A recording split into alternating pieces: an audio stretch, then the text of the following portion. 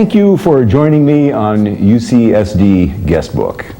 Tonight it is my pleasure to welcome Eric Kandel from Columbia University, the Nobel Laureate in Physiology and Medicine in the year 2000, the Millennial Nobel Laureate, who is presenting the Kuffler Lectures, which he has entitled The Molecular Biology of Memory Storage. Welcome, Eric. Thank you, Nick. Eric has deciphered the molecular biology of memory, identifying the molecules and their dynamic interactions that are involved in learning and in the storage of memories. For decades, psychologists thought of the brain as a black box, the contents of which were fundamentally impenetrable and the operation of which could be inferred only indirectly. Advances in the last few decades, led by Eric, have allowed him to peer into the black box and observe the mechanisms at work during the formation of memories. His research has demonstrated that the fundamental changes occur at synapses, the points of contact between nerve cells at which electrical signals are transmitted from one nerve cell to another. Eric, can you take us back to the 1950s and the 1960s? What were the prevailing ideas about memory at that time? I think the striking aspect of thinking at that time was that there were no clear ideas about how memory could be stored, or at least there were a family of competing ideas. There were some people who thought that memory was stored diffusely in the brain, like a chemical or electrical field. The others that thought that the glial cells, the support cells of the brain, mediated memory. On the other hand, there was this underlying idea from Ramon y Cajal and from Sigmund Freud that the synapses, the connections between nerve cells, were the critical structures that changed. So even though the idea that turned out to be the most productive one was there, it was embedded among alternative ideas, and it was difficult to know which one was likely to be most profitable. Yes, yes. An important advance, I think, in understanding memory that you've emphasized is the distinction between implicit, or what is often called procedural memory on the one hand, and explicit or declarative memory, as it's termed, on the other hand. Could you characterize those two types of memory for us? Yes. I should begin by pointing out that that distinction does not come from my work. It comes really from Larry Squire on this campus. It was a very fundamental distinction that came from his work and that of Brenda Milner. And it indicated that memory is not a unitary faculty of mind, but has these two major streams, implicit or procedural, and explicit and declarative. So explicit declarative memory is what one commonly in colloquial talk thinks of as memory storage. It's the recall of information about people, places, and objects, and it requires a particular anatomical structure in the brain called the medial temporal lobe and a deep nucleus called the hippocampus. And it has as a defining feature the fact that one needs conscious attention to recall it.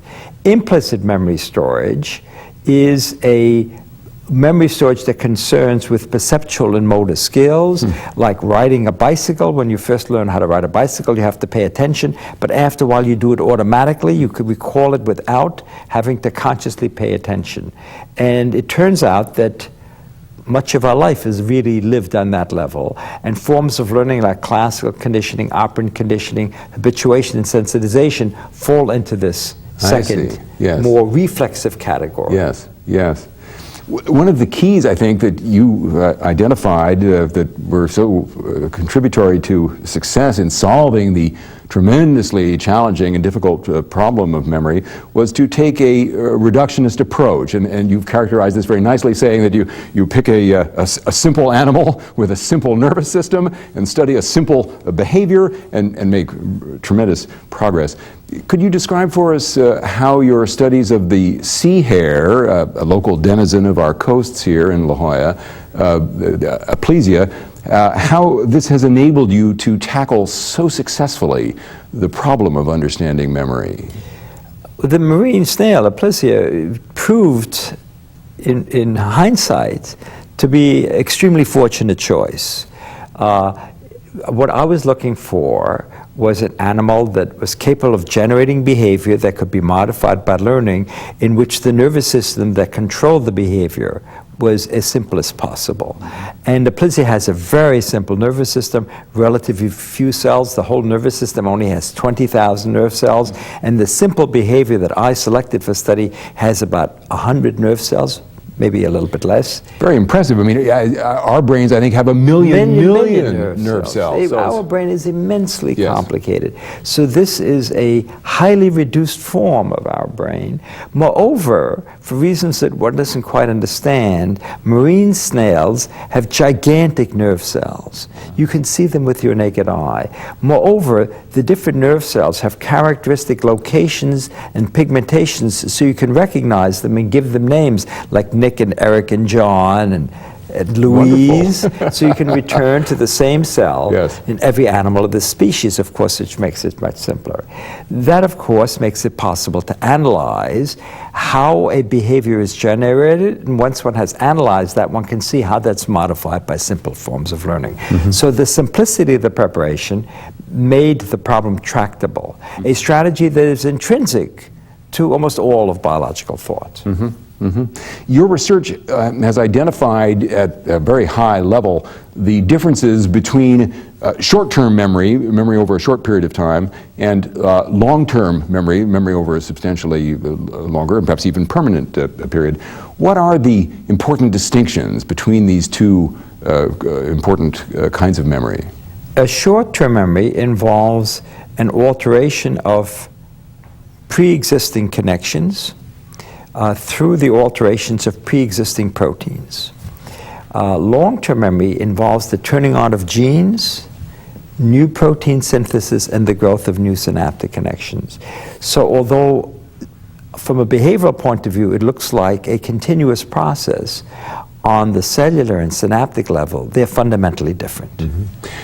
But you have been able to actually identify the molecular signaling pathways that are involved here, Eric.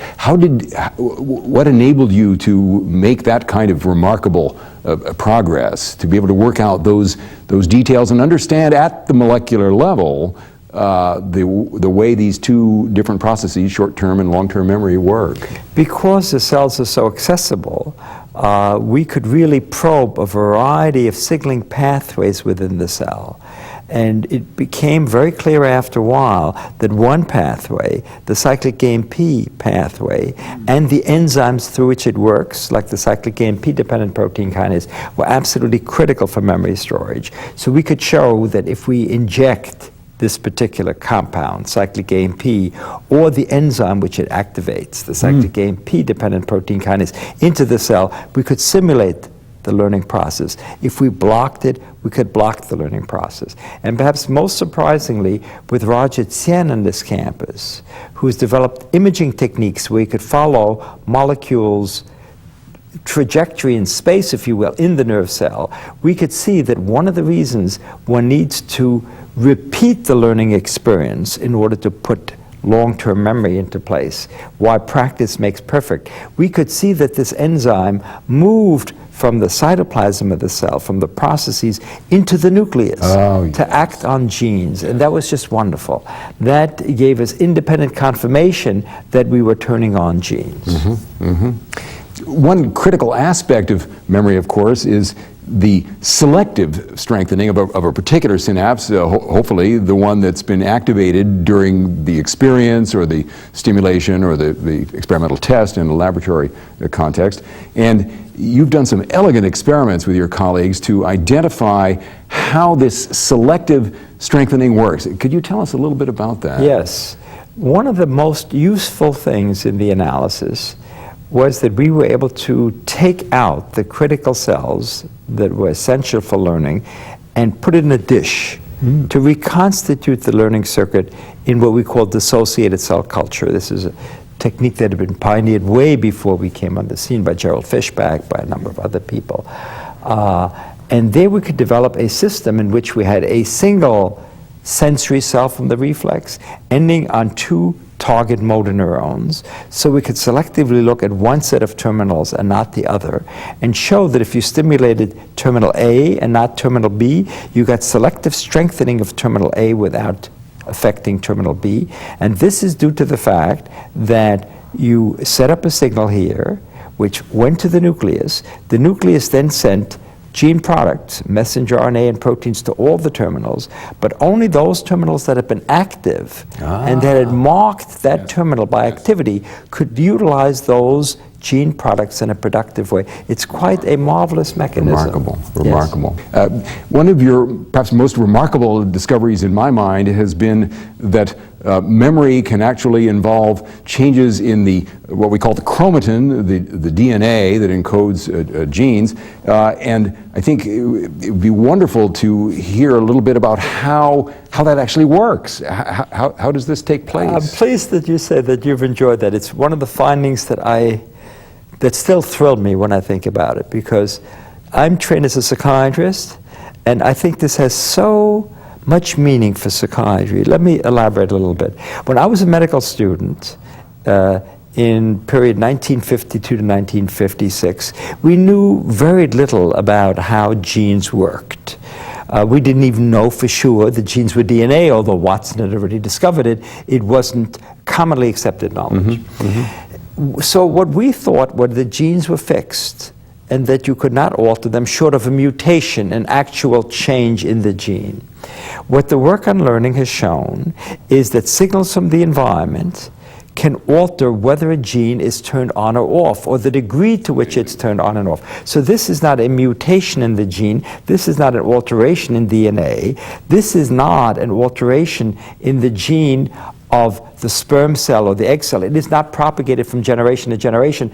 Rather, it's an effect of the level of gene expression of specific nerve cells in the brain that leads to an alteration in the level of a protein, which then can give rise to the growth of new synaptic connections. So when you and I talk to one another, insofar as we remember this conversation, is because each of us have undergone an alteration in gene expression that has altered the growth of neurons in the brain. And I'm confident that when imaging techniques reach the resolution that they are likely to reach over the next 5 or 10 years, we will be able to image people before psychotherapy and after psychotherapy and see the changes. So you will be able to look at my brain and say, oh, that Kandel, too much superego. We'll have to shrink that back a little bit. No way. We need to take a brief break.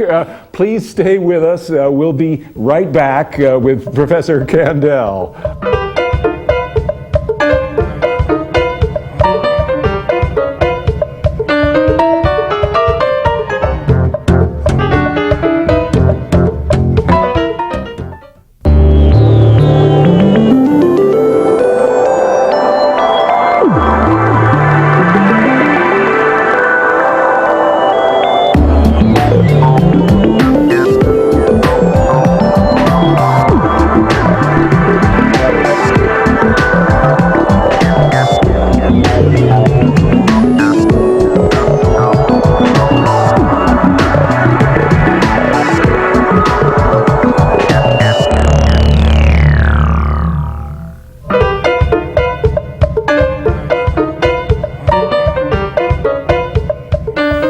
Welcome back. We'd like to continue our conversation with Eric Kandel. Eric, your research has shown that learning changes the brain, as we were discussing. And this implies that as we all experience different things throughout life, all of our brains are different. And perhaps this is one of the things that causes us to perceive and to think and to behave differently. I think here of your famous textbook used by so many students and faculty and researchers the world around, in which you have titled the chapter on learning the biological basis of individuality. How important do you think learning is to our identity and who we are? I think it's critical. There's a very nice set of studies by Mike Mersnick at the University of California in San Francisco that really has elaborated on this theme. He looked at the hand representation on the brain. You know, our body surface is represented in the brain. He looked at the hand surface representation of different monkeys and found that each monkey had a unique representation, and showed that if one monkey uses 3 fingers of the hand extensively, the representation of those 3 fingers expands at the expense of others, showing you that in fact that representation is not fixed, but is modifiable. And that's an extremely profound finding, because it means that every one of us being exposed to different life experiences will have somewhat different internal representations of the outside world. So 2 identical twins that have identical genomes having different life experiences will have different brain structures, so that every brain in the world is an absolute, of a human being, is an absolutely unique brain. Yeah. And I think it gives you a nice sense of how genetic endowment and environmental experiences are inseparably intermixed to give you the biological base of individuality, if you will. Yes, yes. This, of course, prompts the question of whether these advances at the basic neuroscience level will bid to replace psychology and your own discipline of psychiatry in terms of our understanding of human behavior and actually taking therapeutic approaches to human behavior. Do you think this will be the case? I actually think it's going to be a bringing together of these disciplines. I see this very much as what's happened in molecular genetics, in which molecular biology and classical genetics merged. In neurobiology, in terms of my own life, I've been so fortunate to really come out of an interest in the mind, interest in psychoanalysis, psychiatry, and medicine, which exposed me to the behavioral issues that confront people, and then got interested in really the biological underpinnings. And I think psychology and psychoanalysis provides the framework, the intellectual questions we want to address. I mean, the existence of memory storage, the existence of short-term memory and long-term memory didn't come from molecular biology. Molecular biology has, if you will, helped solve our, given us a better understanding, a deeper understanding of it. So I see the emergence of a new science of mind, which brings together modern psychological and psychoanalytic thinking on the one hand, and the molecular biology of the brain and systems neuroscience of the brain. Yes, yes, yes. Well, so this a will new be synthesis. a new synthesis then, rather than any Yes, replacement. Yes, of, yes. And I think this is likely to have a broad impact on psychiatry. Psychiatry is an area in which we now have really important therapeutics. We now have not only psychotherapy, we have a variety of very effective drugs, but we really don't understand the biological underpinnings of schizophrenia and depression. And I think neuroscience is going to reveal that. And we will be in a position to treat it more effectively as a result of this new biology. What are perhaps some of the really significant innovations that have been so useful to you over the years? I think you just emphasized one of these, which was to bring the paradigms of psychiatry and psychology, the kinds of conditioning experiments that have been done over so many years, to basic neuroscience. But I think there were other features that many of which you and your colleagues developed that were important here. Could you sketch some of those for us? Well, I think I have experienced during my lifetime, and since we're almost peers in the sense of age, although you're substantially younger than I am, but you've experienced many of these. We've lived in the golden age of biology. This is the most remarkable period. The discovery of DNA as the genetic material, recombinant DNA, which allowed you to play with DNA molecules and to stitch them together and to take them apart, genetically modified mice, so you can look at how genes affect brain function on the one hand, behavior on the other, the human genome, to have the complete alphabet, if you will, the code of life in front of us. These have been fantastic advances that the biological community has been able to take advantage of.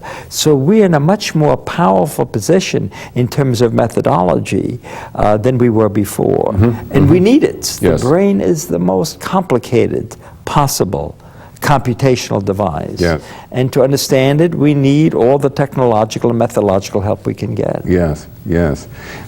I'm dying to ask how you came to your fascination with understanding the brain. You've pointed out for us that the environment shapes the initial expression of the genomic contribution to brain structure and function. Were there particular events as you grew up in your environment, perhaps an emphasis on culture or learning, that focused your interest on the brain? Actually, when I came to Harvard, I wasn't interested in science at all. I was an undergraduate at Harvard College, and I majored in a field called history and literature, in modern intellectual history, if you will. And of course, you know, that implies an interest in mind and how people think about human experience.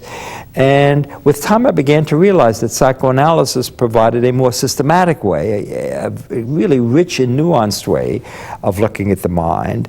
And I really went to medical school as an afterthought with the idea of getting a union card to become a psychoanalyst. I wasn't interested in medicine per se. And as I got involved in medicine, which is so steeped in biology, I realized there must be a biological underpinning for these psychoanalytically interesting problems. And I realized that the psychoanalysts themselves were not reaching out to biology. So I felt that I would be more comfortable looking at sort of the biological roots of behavior than continuing along the direction of the psychoanalytic, more abstract behavioral aspects of it. And that's really what drove me, sort of an interest in understanding the mind, initially the human mind, and then deciding that that's too complicated to analyze in detail on the molecular level in terms of learning and memory, and going to a simple animal in order to model something I really valued in human experience. This leads me to ask whether you think that there are any animals in which behavior is truly innate, which is to say, does not involve learning. We know of very simple, very modest organisms such as Sidney Brenner's nematode worm, small number of neurons. It's often thought that behavior is entirely, as we say, wired and specified genetically. Do you think there really are animals in which behaviors are completely innate? No. I think in order for an animal to survive, it needs to be able to modify its response in relationship to the environment. Even bacteria need to realize when they're close to a food source or far away, that if they're close to a food source, they need to stop and ingest, and if they're far away, they need to keep looking for it. And the worm has a variety of behaviors, uses its olfactory discrimination in order to find out food, you know, to be able to mate and things like that. So it requires an ability to adapt to the environment. That's absolutely essential. This is not to say that genetic programs are not relatively more important in simple animals. They only have a short lifespan.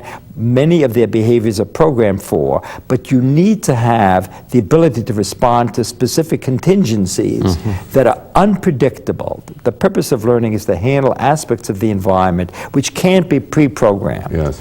Changes in temperature that are unexpected, changes in food source, changes in partner that are unexpected. I think that's a very important insight, because I think often one tends to think that the simpler organisms are really completely programmed. Completely programmed. And they're really simplified versions of ourselves. Yes. And I think that has been one of the great insights. You pointed this out before, how widely conserved these basic patterns are. You've, during your career, been involved in several companies, Eric, and of course this is a growing interface between academia and industry, and I think an important one.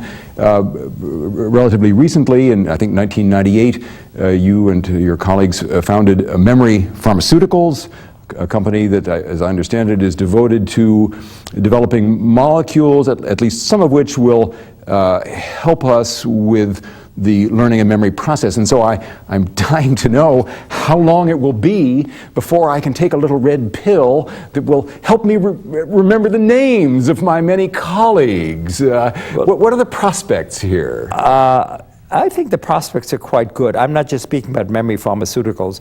I think the idea of trying to get drugs that will help the aged as the population ages, one wants to make sure that the quality of life of elderly people is satisfactory. Otherwise, why live long?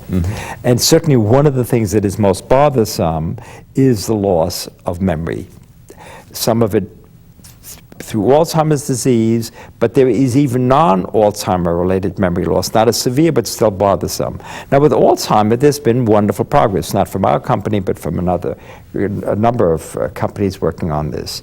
But a variety of different biotechnology companies and also large pharmaceutical companies are interested now in age-related memory loss, and my guess within 5 years we'll have compounds that will be of some utility. They may not be, the overall solution, but they will be able to help people to some degree. Well, that will be very important, and I think that will be in time for both of us. As I said, not a moment too soon. Very nice, very nice. Another topic, of course, that your work brings up is the relationship of the computational power and the plasticity of the brain to the computational power of computers in our modern age. We use these all the time. And I'm wondering if you think it will be possible to build a computer that can learn and remember just the way the human brain does. I'm not sophisticated enough about computers to give you a profound answer about that. I can just tell you that I think design of computers has been and will continue to be influenced by neurobiology. One of the things that has emerged in the study of the brain is the way you and I recognize each other's face almost automatically, while a computer really has a difficult time with complex object recognition. Tasks like my picking up this cup is extremely easy for you and me, but robots have enormous difficulty doing this. So we solve problems with enormous facility, certain problems. Computers do certain problems better than we do, but we solve certain problems very rapidly, and we do it in part because we have parallel processing in our brain. We process the same information, a visual image, through a number of different pathways. And now parallel processing has been used much more extensive in computational devices in order to speed up the process of information. And that has really influenced computer design and been very helpful. Yes.